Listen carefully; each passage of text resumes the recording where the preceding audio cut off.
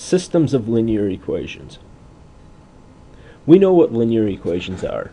We worked with linear equations with one variable, and we worked with linear equations with two variables. For instance, the linear equation 2x plus y is equal to 5.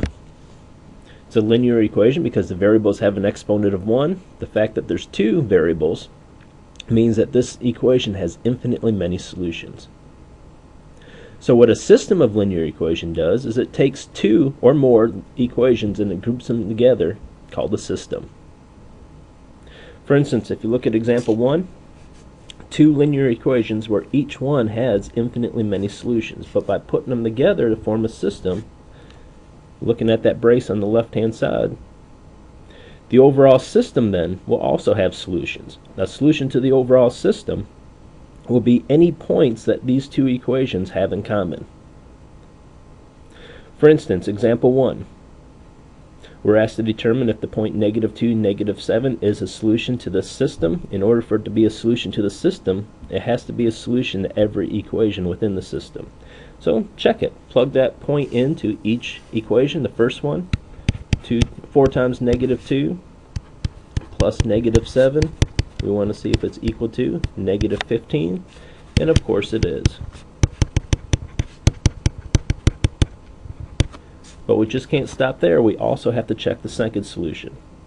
Substitute the point -2, -7 into the second solution, and you'll see that it's a solution of it as well. So since that point is a solution to every equation within the system, it's a solution to the overall system.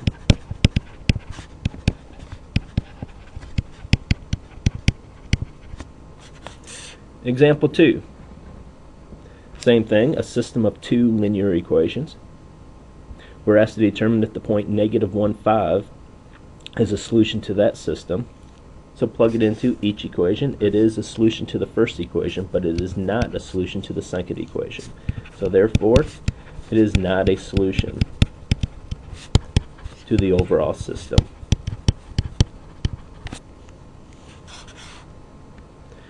So working with these systems of two linear equations, there's basically three possible outcomes when it comes to the solution.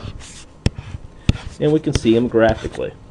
If we graph two lines, most lines will simply intersect at one particular point, one point of intersection. Therefore, there'd be one solution to that system. However, another possible outcome would be if the lines never touch or never intersect. In other words, the lines are parallel. Parallel lines in a system means there's no solution to that system. In a third possible outcome, you graph one equation in the system and you graph the second. It is possible that that second equation gives you the exact same line. In other words, the lines lie on top of one another, which means they have every single point in common. So there'd be infinitely many solutions. So three possibilities for solving a system of two linear equations. Most of the time you're simply going to have one solution, but it is possible to have no solution or infinitely many solutions. So primarily what we're going to be asked to do is find the solutions to a system.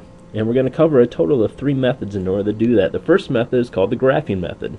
Basically what we just see here, we're going to graph the lines and find any points in common, any points of intersection. Now, as I said, there are three methods. Some methods work better than others for particular systems, but they all will work for every single system of two linear equations. So example 1, solve using the graphing method. Just graph each equation. The first equation, y is equal to 3x plus 1, y-intercept form. The y-intercept is 0. The slope is 3, so we go up 3 to the right 1, and we sketch that line.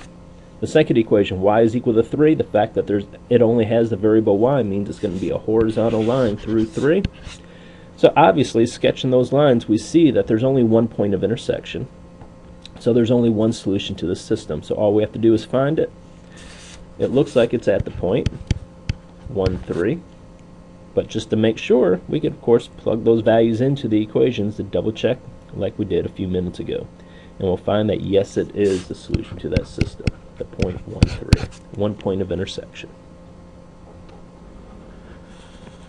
Example 2. Given this system of two linear equations, solve it using the graphing method. So the first equation, slope-intercept form, the y-intercept is 1, the slope is 2, up 2 to the right 1, and we sketch that line.